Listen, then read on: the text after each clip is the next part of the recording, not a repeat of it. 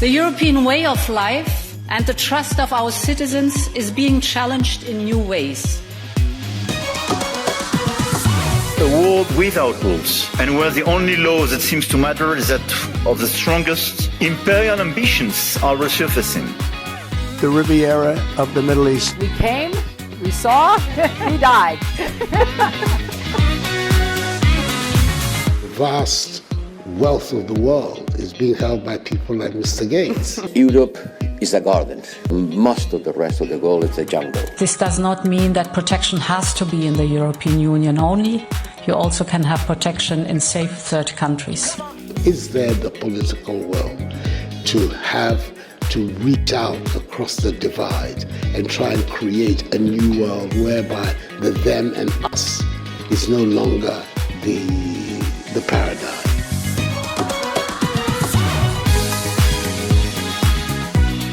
Hello everyone and welcome to our podcast Black and Brown in Europe So White.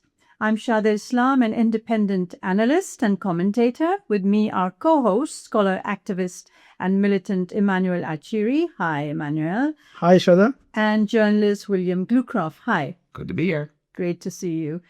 So in this episode, we're going to be talking about police violence against racialized Europeans, but also against Europeans of any color during largely peaceful public demonstrations on questions of social justice, climate justice, racial justice, and also, of course, now when it comes to justice for Palestinians. There's a lot of institutional denial about the issue. I remember 6 years ago, after George Floyd was killed by police officers in America, EU leaders were busy telling anyone who would listen to them that such violence did not exist in Europe. I remember the former EU Commissioner for, quote-unquote, European values, Margheriti Schinas, said that very publicly and very quickly, never in Europe. And I also remember that no one pushed back on that. But the truth is, we know that across Europe, racial profiling is very much a daily problem for Black and brown people. And also, people from racialized communities have died during police stops in custody or during arrests. I think we'll talk about figures later on. And these cases are not isolated tragedies. They point to deeper patterns of racial profiling, racial hierarchies, lack of accountability, and systemic bias in policing across Europe.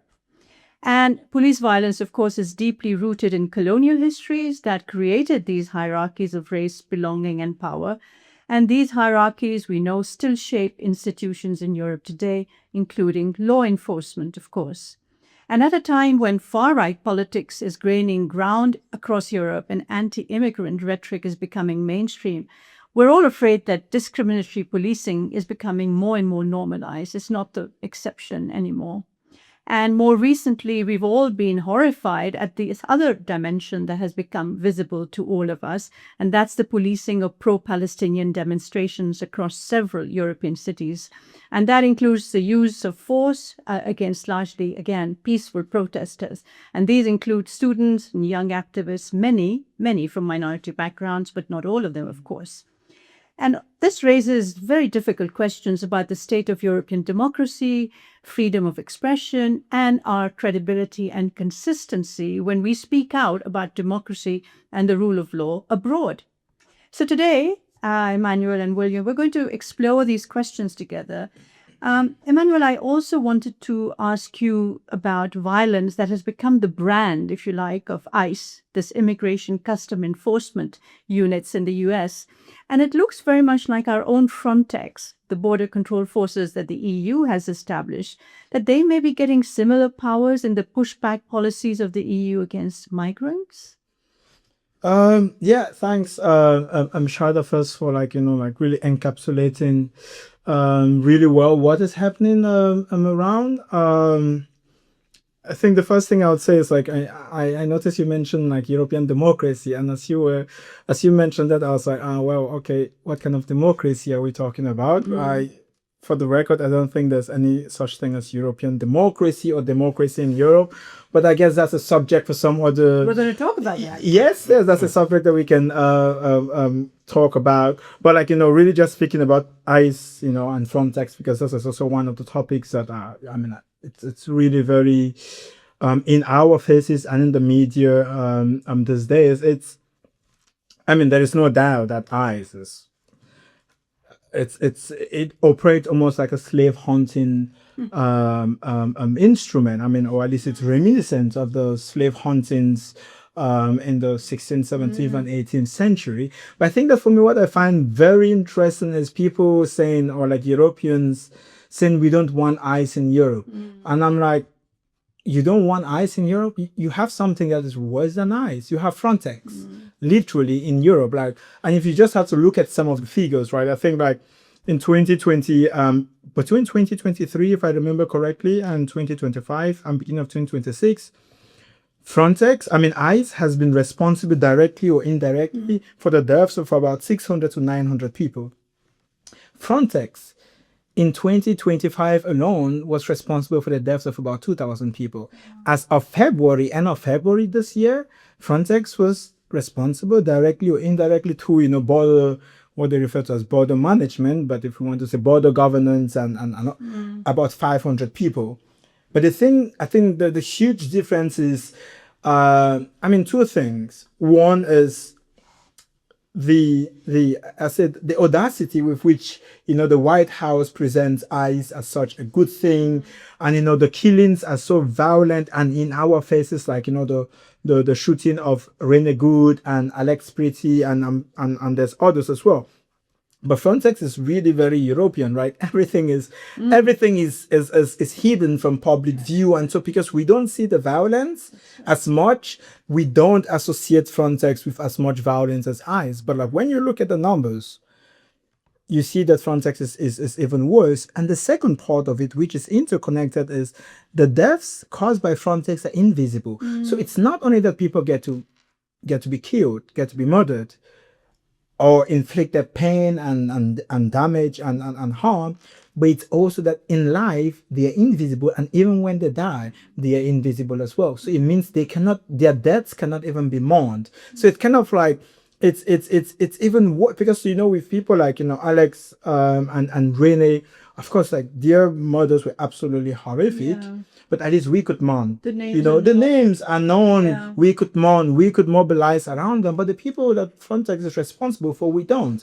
But that's also because these are racialized people. There is a racializing angle there as well. And we have to, I think, ask ourselves is, why is it that when white people are the victims of police violence or any form of violence, we have this visceral reaction that this is not okay. But when they are racialized people, it's like, okay, well, that's actually normal. Either they're invisible, or even when they're not invisible, we don't mourn them as much. So I think...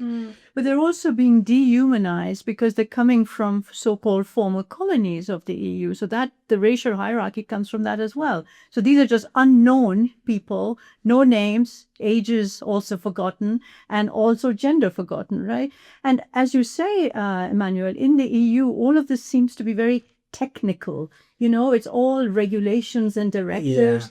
Yeah. One might say it's the banality of evil. It's the banality of evil. Yes. Right? Absolutely. The crime that's embedded in the technocracy. Right? And then we're very quickly in the world of biopolitics, right? Letting live and making die. Necropolitics, right. As Achille Mbembe also describes it. Talking about, we're literally in the world now. We have been for a long time, but even more literally so of EU institutions making those decisions about who gets to live and who gets to die, and under what circumstances and where. Yeah, but why isn't there a pushback here? Because there is a huge pushback in the US. There's a real sort of problem with ICE, and people are going outside and protesting. Why aren't we pushing back? And why aren't our journalists out there? I really think that this is a huge problem we have to talk about. I have my theories, to be honest. I think a lot of it also boils down to how Europeans and Europe sees itself, right? I think Europeans often see themselves as a post-racial society.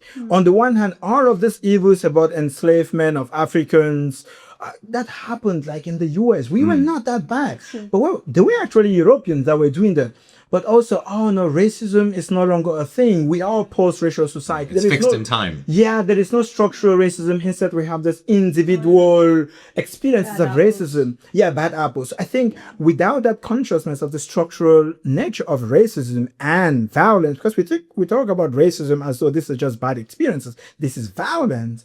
But without the structural understanding of it, I think Europeans are constantly in this almost this mindset that Europe is not as bad. Things are not as bad as in the US. And without that consciousness of how bad it is, then it's hard to see any kind of popular. I mean, the same thing with George Floyd, which you mentioned. Europeans were on the streets, rightfully so. But then Nahel Mazouk was murdered, I mean, like literally assassinated at point blank range in France.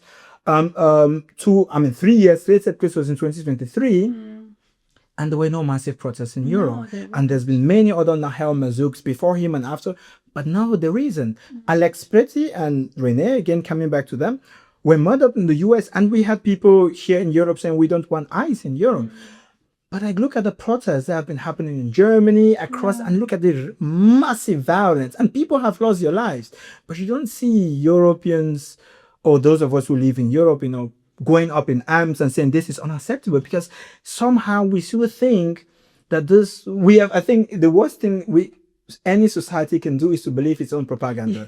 The propaganda that we are a society of values and human rights and so on and so forth. Is it because we're becoming numb to it? Is it because it's become so normalized that our faculty of being outraged and angry and fighting back, pushing back, has somehow died out in Europe because we're just not that?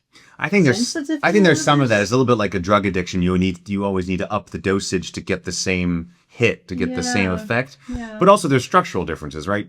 What happens in France doesn't affect someone in Poland in the same way what happens in Minnesota might affect someone in California. But it affects us in Belgium. And I was going to say, but that's also because of American cultural hegemony, that what happens in the United States feels very personal to us in more than inside the European so-called community between Poland. Like, I think people in France have a closer somehow, and I'm just using France as an example, just have a closer connection to what's happening in the US than something happening in Poland. You see that in the news. You see that, like, how many, when living in Germany, how much of their news coverage is about what's happening in the US? True. How much of their news coverage is about what's happening right across the border 40 kilometers away in Poland? Yeah. The discrepancy, the borders is the asymmetry there is quite stark. And also you have language, right? Everyone in America speaks English. Here we have so many different languages. Yeah. So getting that, I think it's much harder to build those bridges of solidarity in a European context. But there's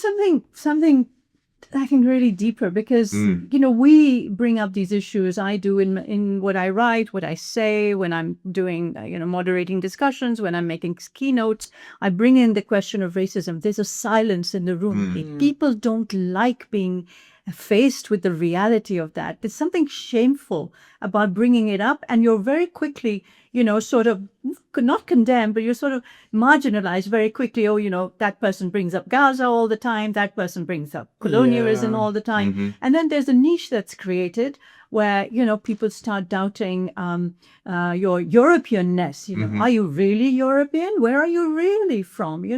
So there's very uncomfortable doing that.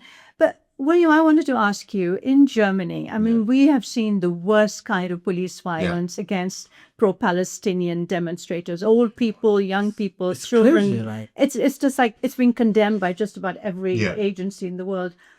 What is happening? Well, as I've always said, you can't teach an old Schäferhund new tricks. I mean, this is just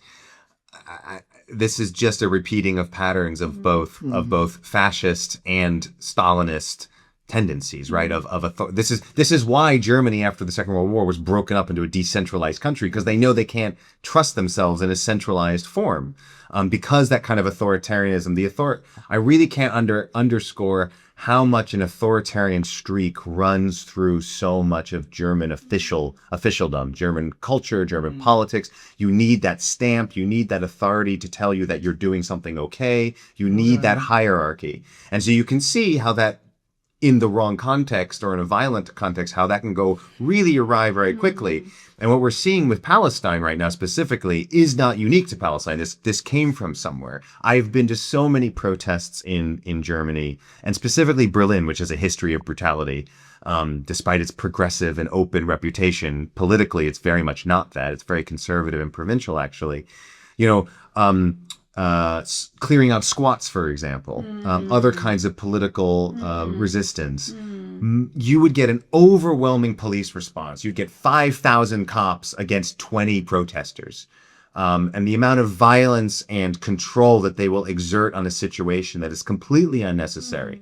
Now, it won't be like the United States where people might get shot and killed, but you still have this incredible need to control a situation, to control a narrative.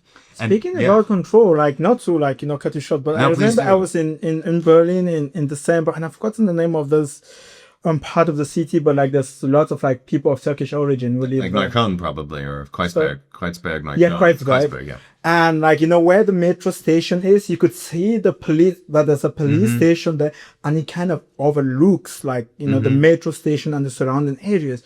And when I saw it, I was just like, this is such a violent way of control, because like basically the police station is at the top, or at least like higher. It's the panopticon. Yeah, and it literally looks down. And I think it's a way of controlling people also, like, in terms of like, shock and awe.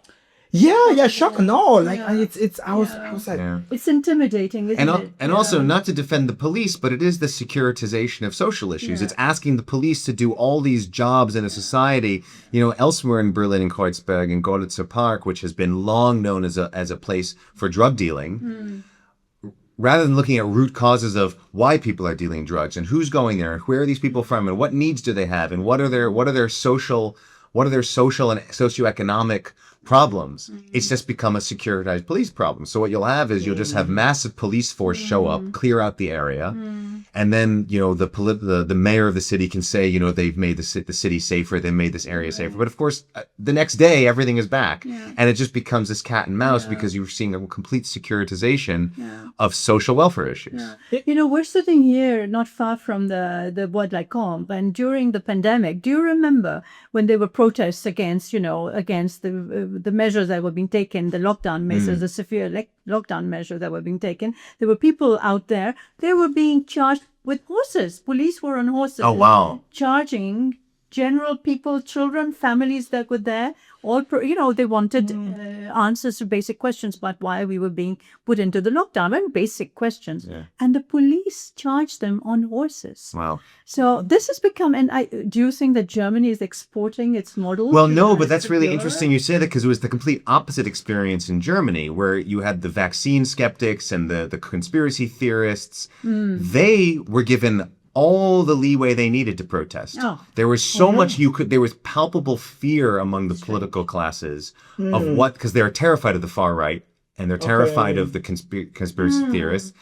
And there was this exaggerated need to show that their conspiracies were baseless, because of course the conspiracy was the state is out to get us, it's to curtail our freedoms. So they had to go out of their way to show how much freedom there is and how they have their ability to use their fundamental rights. And so this section of society were treated with kid gloves. And then a few years later, whether it's the Black Lives Matter protests, or whether it's Palestine, or also the climate change, the climate protesters, a lot of them are white middle class kids, have been brutalized.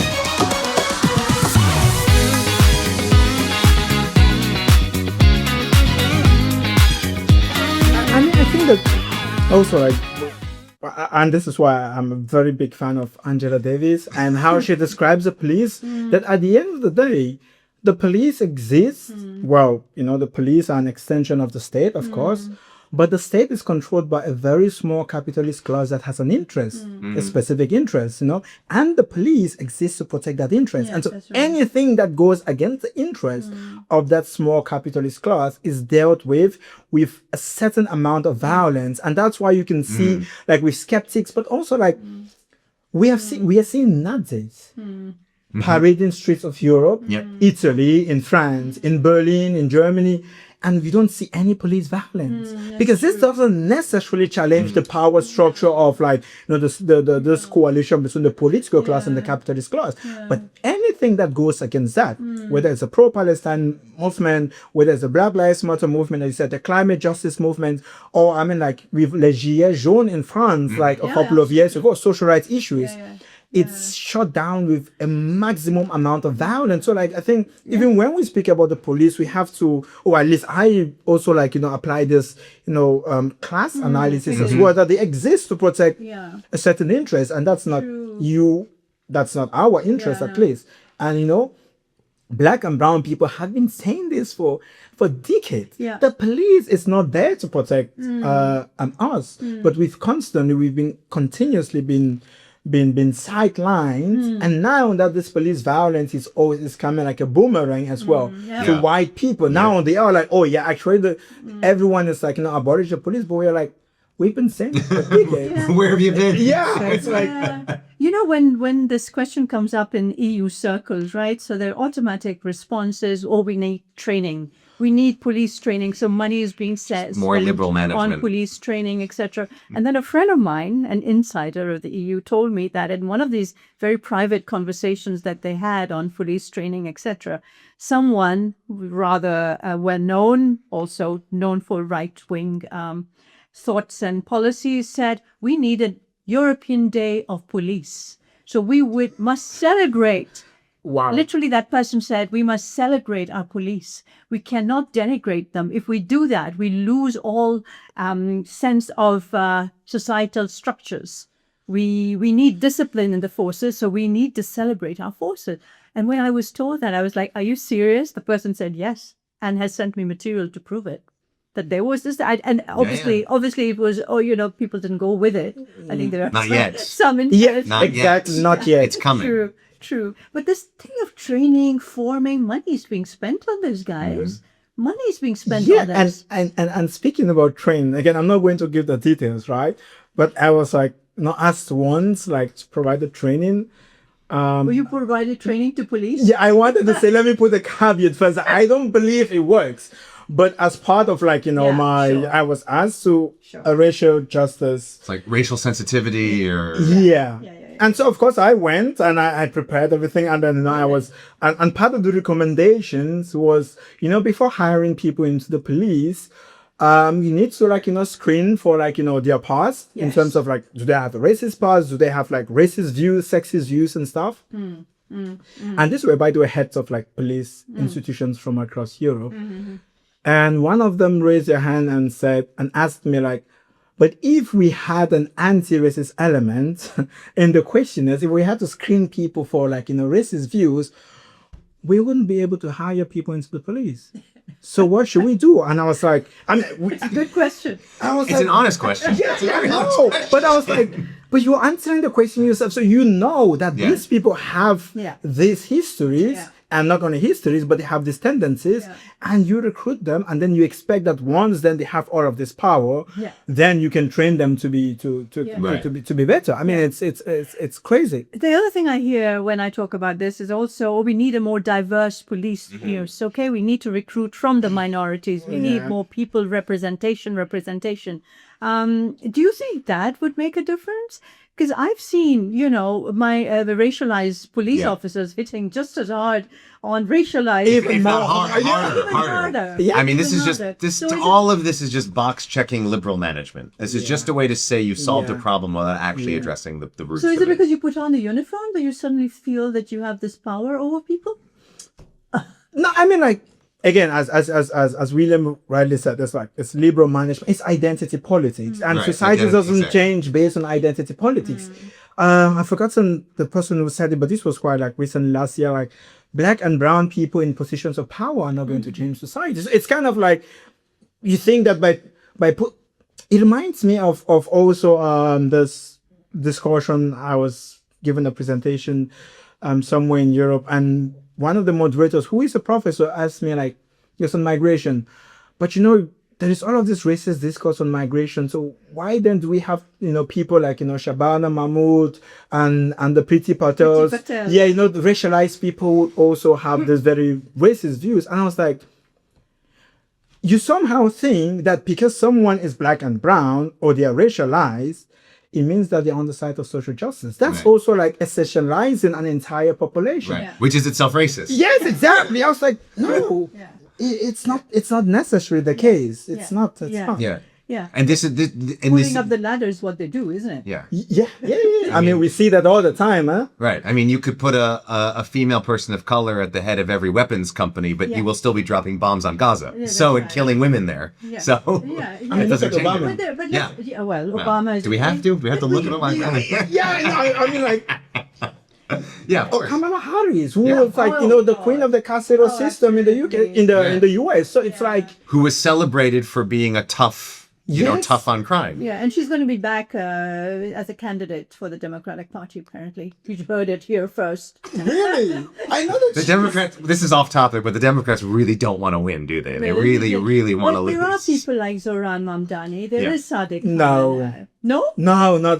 Did you see Zoran's statement recently? Oh, God. No, like he went out critiquing this Palestinian writer, Suzanne. I forgot how to pronounce her name. Yeah, Abu Wala. Yeah. Because Zoran's wife did this.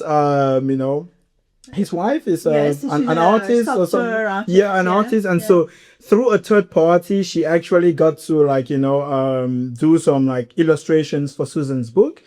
And in this, I don't know whether it's in the book or it was in a statement where Susan had called like Israeli soldiers as parasites.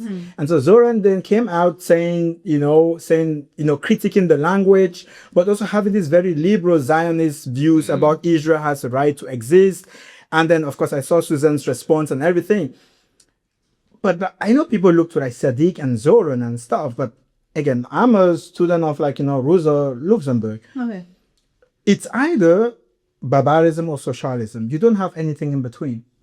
And those like Zoran and others are I think they are more dangerous, not in the sense that they are violent or they are against us, but it's that they are a way for violence to be able to control and maintain itself over a long period of time. Because Zoran is never going to come out and completely critique. I mean, he calls it a genocide, which is already very good for any politician in the US, and I have to give him credit for that.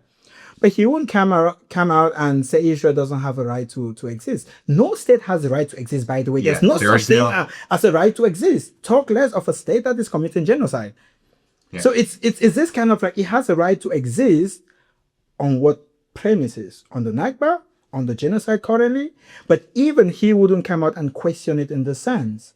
And the same thing with Sadiq as well. So it's kind of like, do we want reform or do we want revolution? I'm always like, revolution takes time, but I prefer revolution. But these are politicians. They have to win votes. And, to get Jewish people in New York to vote for Zoran or to get Londoners to vote for Sadiq, politicians have to make compromises. And I think there's a red line over certain things, but the compromise is the story, isn't it? If you're a politician, Manuel, we're sitting here. We're not politicians. We can. This is always my question as well. Like, at what point is it reasonable compromise and understanding realities of the political environment you're in, and at what point is it betrayal? Yeah. I don't have an answer for that question. Yeah. I mean, I think it's right. There's no answer to the question. I think that I have to definitely recognize it's easier for me to sit here and make this critique, and I have to say, I don't know how I would react in such a situation,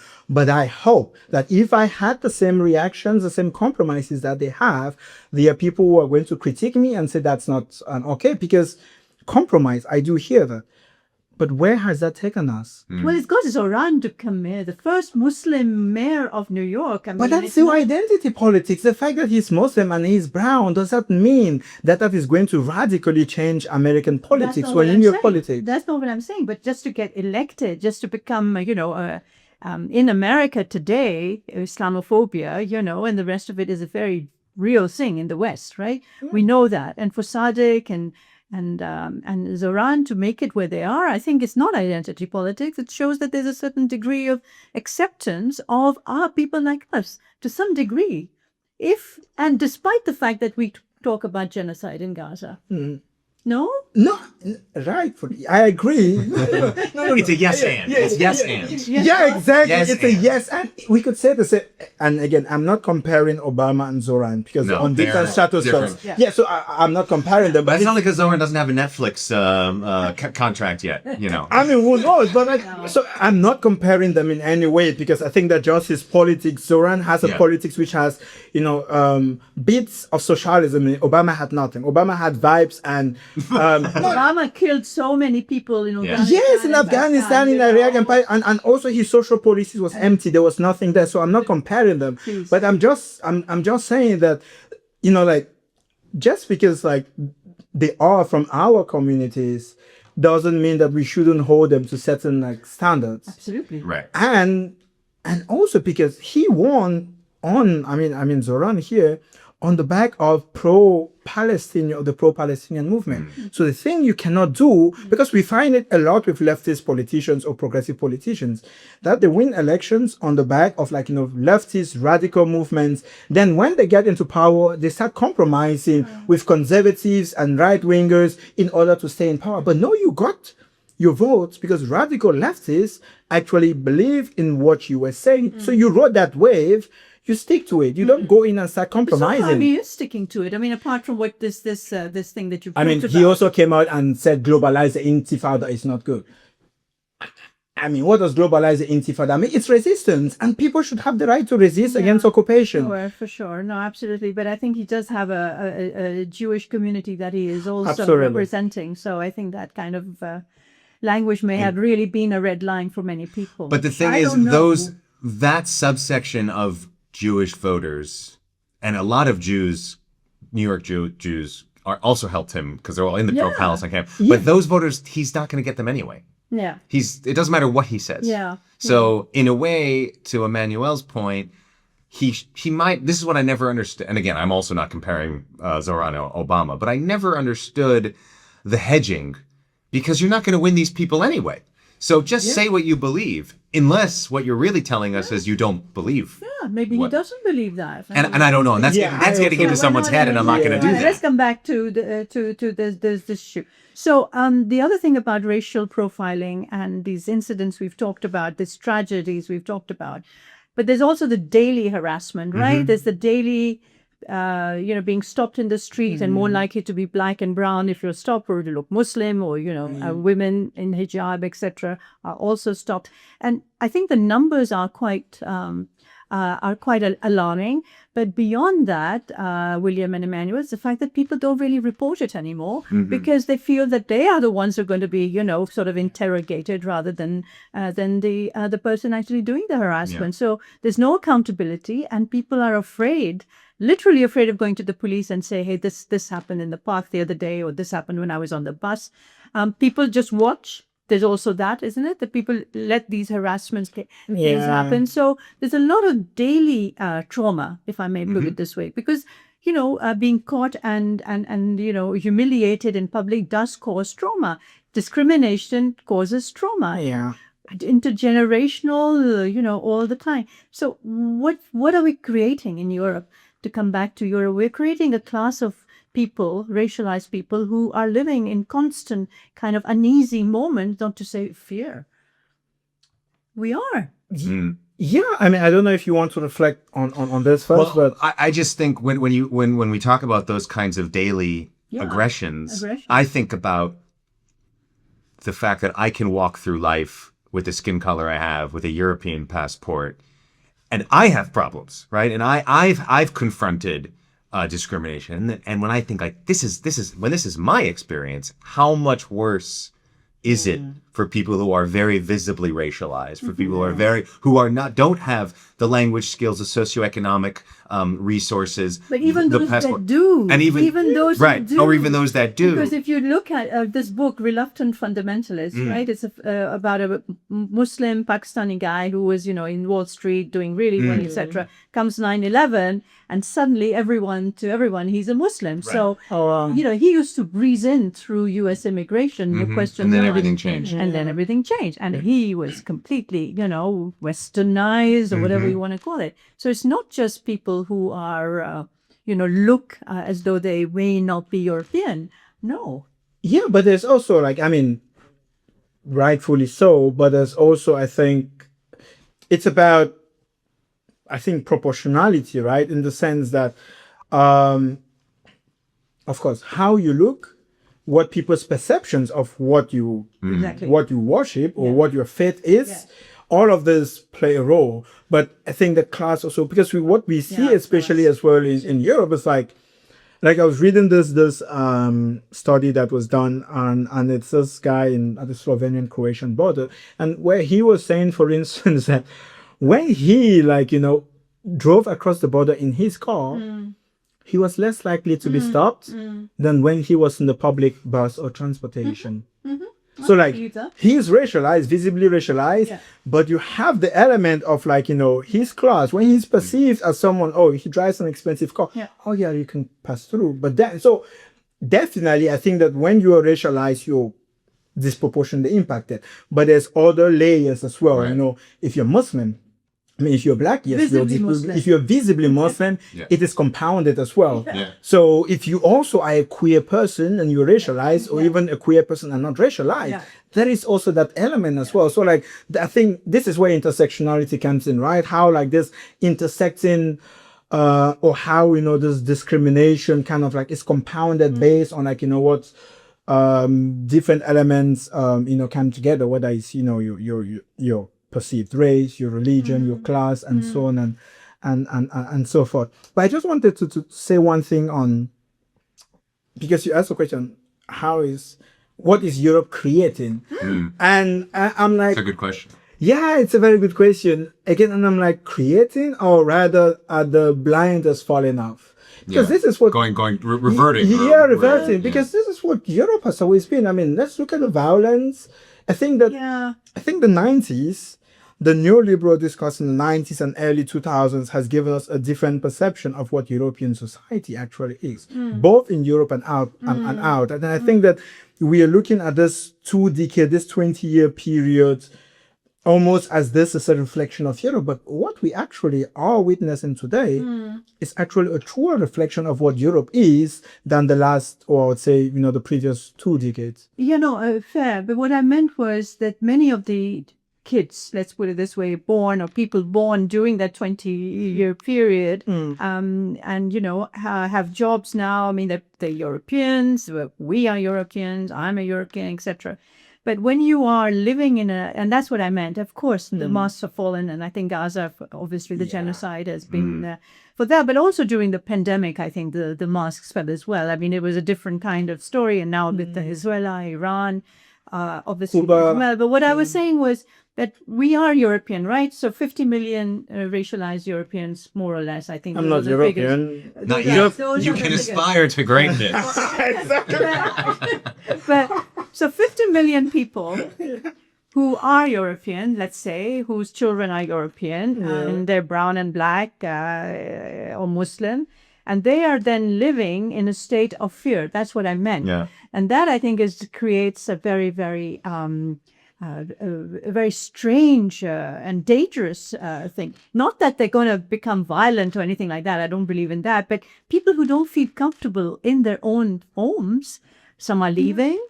I think it creates a great deal of constant trauma. And I think this is something that we do have to acknowledge. I think it's we belong here, Yeah. Europeans, but then you don't belong.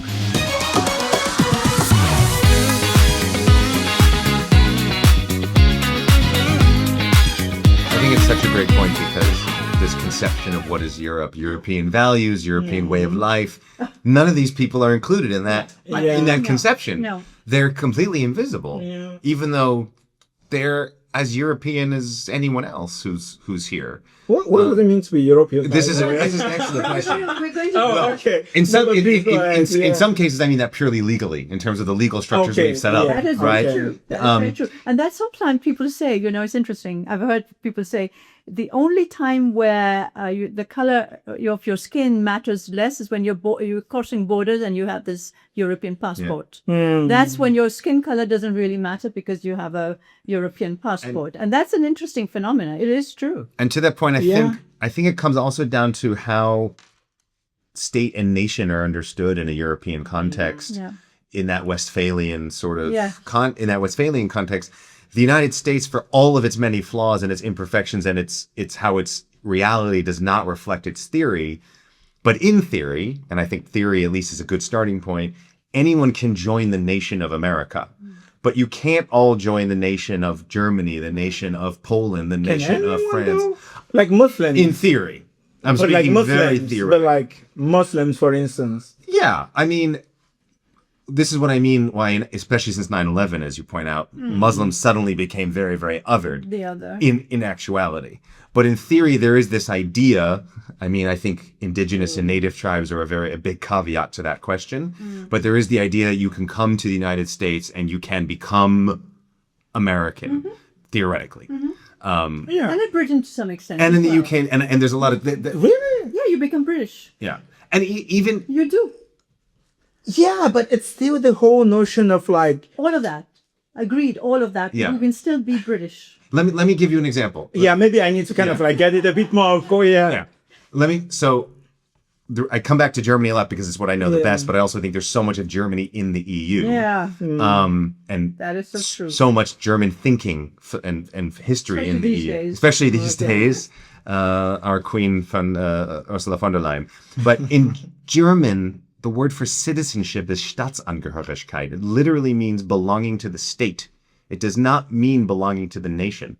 So I am a citizen of Germany now. I'm naturalized. But you're I not belong to German. the state.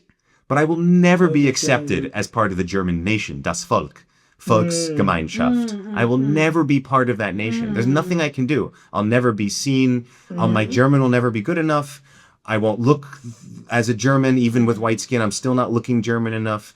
I won't think like a German. I will never really belong to the national structure of Germany. Even though legally I belong to the state of Germany.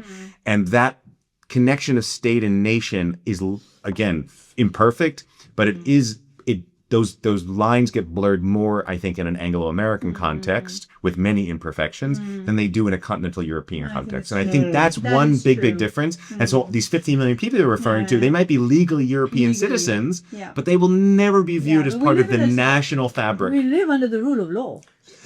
I want to hear Emmanuel's thoughts on I mean, hey, I want to hear this. The rule of law, boys. I mean, I don't think we do. I know. But It's a nice would you- aspiration. Yeah, would you like say the same about like being English? No, that's exactly where the nation thing comes in. Yeah. Also, like, English is the nation. Yeah. British, I think, is linked to the state. Yeah. again, I don't. I mean, you know, I'm not familiar enough with the German context. I get understand, but the British a context. lot of no. brown British people call themselves English now. Yes, but are they perceived by No. people racialized as white English as English No, enough? I don't think so. Because for me, that's where the huge difference is. It's like, I'm certain you consider yourself European, but also I like do, you. But like, do white Europeans consider you as European? So No, because I where think am I that's They don't where. even consider me as European. Yeah, yes, Not even me. Where am I really from? Yeah, exactly. Yeah. So that's what I'm trying to like.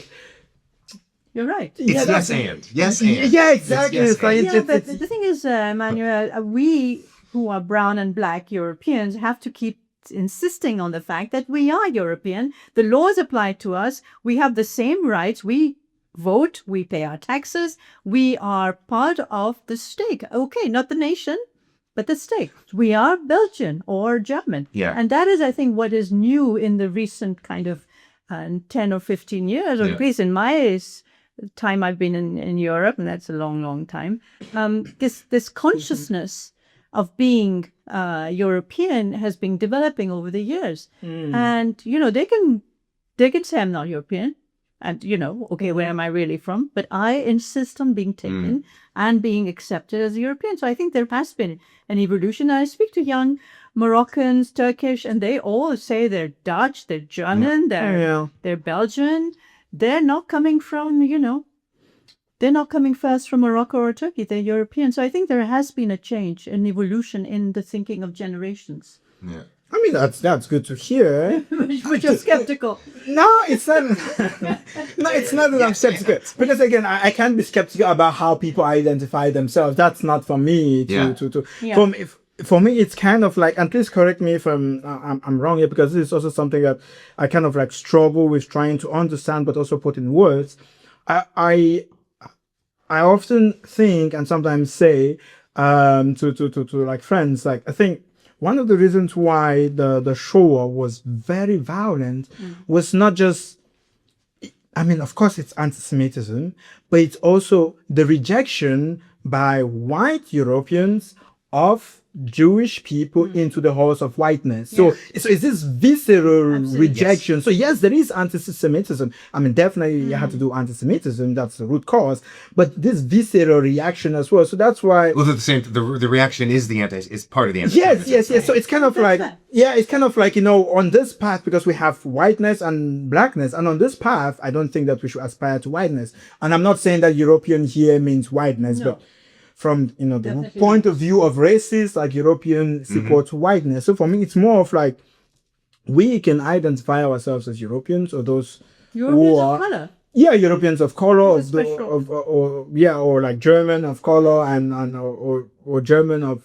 Exactly. I think racialized German, because now of color it's kind of like white, and then you have. I agree. I mean, we have to find the right way. Yeah, the terms keep shifting. And it's hard to find the right ones. The conversation shifts, the term shifts, the mentality shifts. Yes, I mean, it's a concept. So it's quite fluid. Yeah, very. I mean, German. No, it is. They don't even have the word in German for. I mean, you'll see in news reports English people of color. They don't even have the words in German to use. Oh, yeah, they don't. They don't have the word like racialized in German as well. I mean, you do, but you will so frequent because of that import of American culture and the cultural hegemony. And to your point earlier, the racism is an American thing. Oh, yeah. So all of these terms get imported. I can only speak to the German context. Can get imported into German thinking in the media, in political speech. Where they don't even have their own, because for them it's a foreign idea. Yeah. These are all foreign ideas to them. But it's an evolving conversation. Yes. I mean, people of color in Europe is a very, very new term that is being used, and I agree with you. It has its limitations, etc. And if you're writing for newspapers, you say black and brown. You don't say racialized. But even black and brown itself is kind of like problematic, because like, but what is black? What is brown? Are the Greeks? No, what is white? Are the Greeks, the Italians, all these people? They're white, man. They aren't, because they belong to the EU now. No, but I mean also like historically as well. Again, as we said, it's very fluid, right? It's also culturally dependent. I mean, what passes for black or brown or white or various shades of white in one cultural context might be very different from another. And that's also with like the American understanding of black and white is very different than black and white and in between in other places. Oh, yeah, absolutely. Absolutely. Yeah. And but, sorry. I was just referring to, I mean, like, I think this would be a great podcast episode, by the way, on like, how black and white is perceived across different, like, spaces. But I meant more just of the terms white, black, brown. Mm-hmm. Right. It's kind of like, we are from places like you are Asian, I'm African, you are Jewish. Like, we are not like black, brown, or in between, and some people are not white. So, like, they are Germans, they are English, they are French, but like, they are not white. Like, these are like racializing language in and of itself. Absolutely. But we use it because then if we have to in everyday discourse say I'm African, and it just becomes then a whole, I think, tiresome conversation. You end up not being able to talk about anything. Yeah, exactly. And by the way, our podcast is called Black and Brown. Yeah, but, in case you didn't know. Yeah, in case you didn't know. Okay, just come back to ethnic profiling and racial violence. So we called out the problem, and we've said, we have to acknowledge it. So just very briefly, what do you think going forward is the right way? I think accountability has to be it. And there, I have to say media has to play a role in it, and civil society organization as well, because nobody's ever held accountable. Frontex did have a human rights officer. I don't know if that person, poor man or woman, is still around. But I know that they had an enormous problem keeping account of, human rights abuses by Frontex. Well, they're also led by a far-right guy who's now an MEP. Literally. No, that was the former one. That's the former one, right? Yeah. The former one, I mean, he's now far-right, and that's great. The current one is a Dutch policeman as well. He's a spy, former spy officer or police officer. Yeah. He's a police officer. A hammer will always find a nail, right? Yeah, that's right. So. Yeah. No, but just, seriously, we've called out the problem. Is there any kind of direction that you think the the institutions could take, our political leaders could take. I think MEPs have a big role to play in this as well, because there are connection to Europe, Yeah. media. I think Emmanuel would say abolish the nation state, right?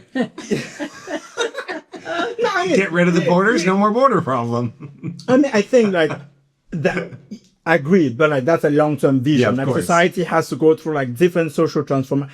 I'm an anarcho-communist, but I don't think that would have any form of anarcho-communism in this world. It's also not just possible because like class revolution takes time. Yeah. So, but if we are talking about within, the confines of the reality that in our lifetime, Which will be long and lustrous. yes. I would say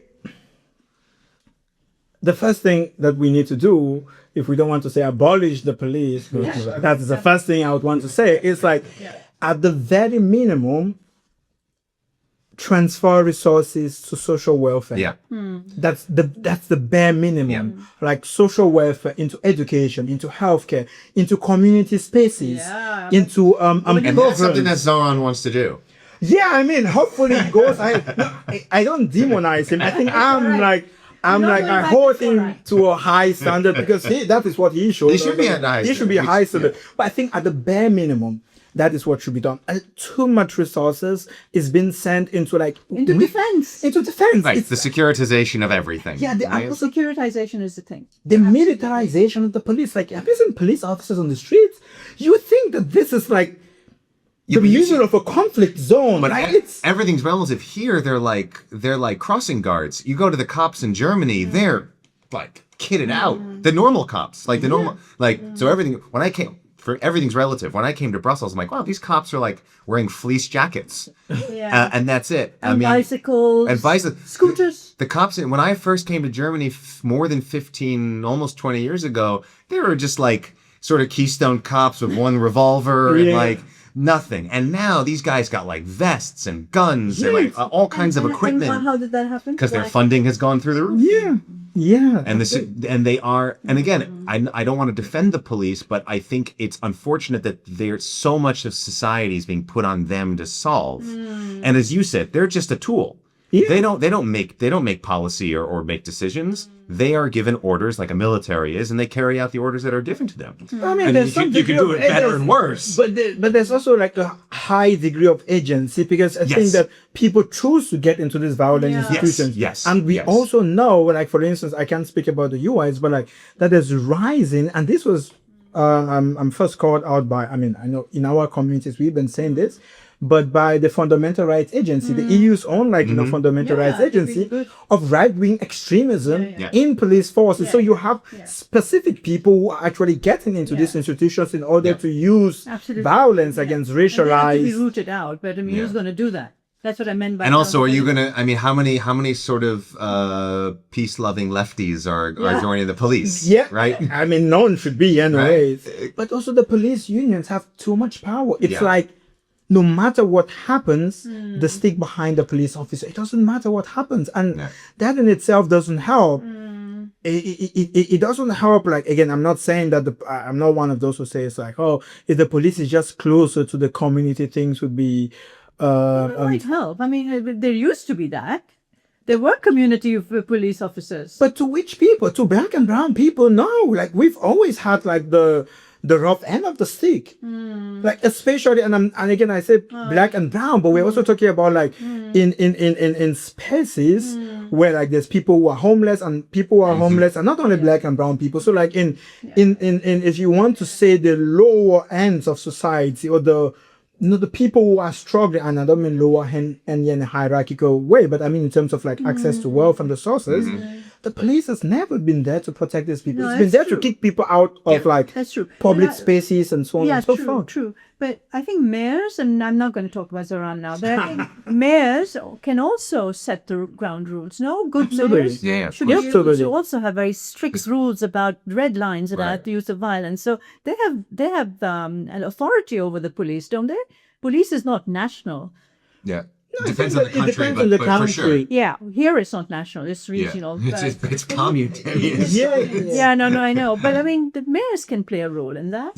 Yeah, but even, I mean, we say that some places is national, but irrespective of whether it's national or not, mayors And regional authorities and local authorities still have a lot of power. That's it. Because at the end of the day, they also provide resources to this police institution. Exactly. And they could always transfer this into because what is the police policing? It's policing poverty and it's policing class division and racial division and patriarchal division. Absolutely. But if we actually invest money into social welfare, education, into healthcare and so on and so forth, like crime is a byproduct of like social conditions. And why can't we invest in actually treating the causes of these social conditions rather than this criminalizing element? So I think at a bare minimum that is what can happen, but would it happen? I don't think so. I think you need a complete re-understanding of what safety means. Right. I think it's very interesting, the term social security, right? We don't think about welfare as security anymore. If anything, it's the enemy of security, right? Because it becomes a zero-sum game, or if we put money into this, then we don't have money for this. But to your point, if we should securitize social security, right? We should be investing in the protection and the welfare of people. And then the cops don't have to go out and do those things as a next step. But until there's a fundamental shift of what safety even means, because it's very easy to weaponize the idea of safety, because nobody wants to have their house broken into, and nobody wants to feel like they're living in a city of chaos. So it's very easy for people on the right to lean into those fears, versus reformulating what it means to be safe, and that's the safety is in the relationality between us, right? But instead we use the police as almost as a rule enforcement, right? We are trusting the rules more than we're trusting each other. And that to me is a really sad commentary on society, when we don't trust each other enough to live in a society together and to look out for each other, that we need then sort of these rule enforcers. And that's even before you get into all the racialized aspects. Yeah, but the far right would say, well, if we were all just white Europeans and Christian, we wouldn't have to worry. Yeah, except at Oktoberfest, all the women who get sexually assaulted at this super white, super Christians, of course. But I mean, so I think. But wait, just on this, quick on this, because it's not even accurate. Myth. Yeah, the myth is exactly, because it's kind of like even in a wide racialized white society you have classes. But I mean, Epstein files, guys. Epstein files. It's the they're myth. all white. Exactly. If that were true, there'd be no crime in Israel, because Israel's an ethno-national Jewish state and everyone's Jewish, so everyone's fine. If we remove all of the Palestinians, so Arabs who live there. Okay. But it's a myth, and that's why I really like what you said, William, about like this almost a re-understanding of what safety means. But then is this not kind of like the chicken egg problem or something? It might be, it might not be, but it's kind of like to reformulate our understanding of safety, right? It also means a radical transformation of society. So whose safety? Is it the safety of the working class or the safety of the bourgeoisie class? And can the bourgeoisie class and the working class coexist? When the bourgeoisie class depends on the exploitation of the working class in order to exist. And so in this reimagination of safety, whose safety? I say the safety of the working class. And this is an interesting point.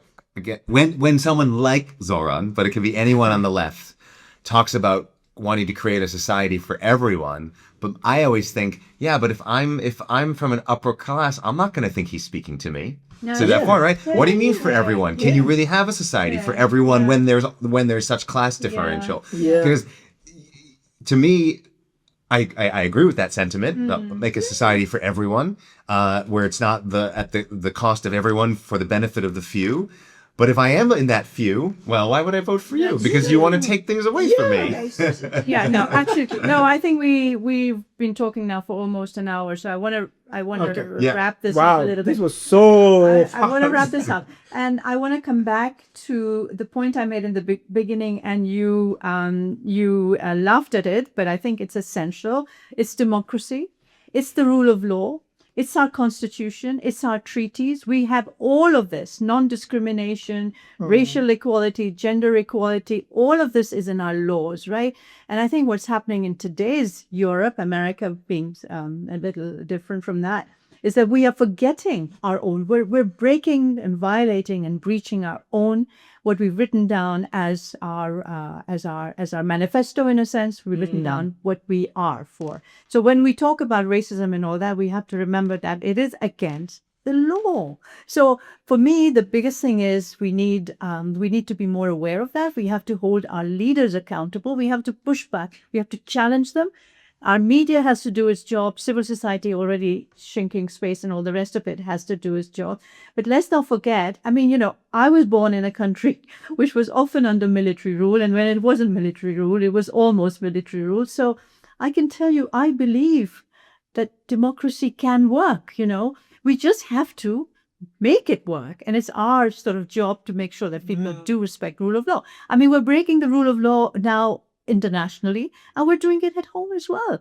That's why I think accountability is the main thing. And that's all of us, the demonstrations we have, the protests we have, when we write, when we speak, when we have podcasts like this. We have to remind people that everything that goes against the Constitution or the treaties is actually against the law. I mean, yes and no. Yes, and. Yes, and. Oh, yeah, not yes no? and no. What's the no? It's a question which I don't think we can answer now, but we can have a further reflection. No, not that. Can democracy and capitalism coexist? I believe in democracy. I believe in democracy. I believe that we can create societies where, because at the end of the democracy, it's about dignity, it's about communal safety, it's about communal decision making, it's about resources. And about access to resources, having a say. So I do believe in democracy, and that democracy can work. But I don't think that democracy and capitalism can coexist. And unfortunately, because the idea of the European Union is based on neoliberal capitalism, the question then is, can democracy survive within or exist or coexist with the European Union? But again, that's something we can discuss in some other podcast. Absolutely. And we'll have more to come. Much more to come. So thank you everyone for listening. And I think, I've enjoyed the conversation. Lots of questions raised, lots of challenges made. But this is what it's about. It's about talking to each other and actually, I have to say, having fun at the same time. Yeah. Oh, good. So much fun. So much fun. Yeah. Okay. All right. See you again soon.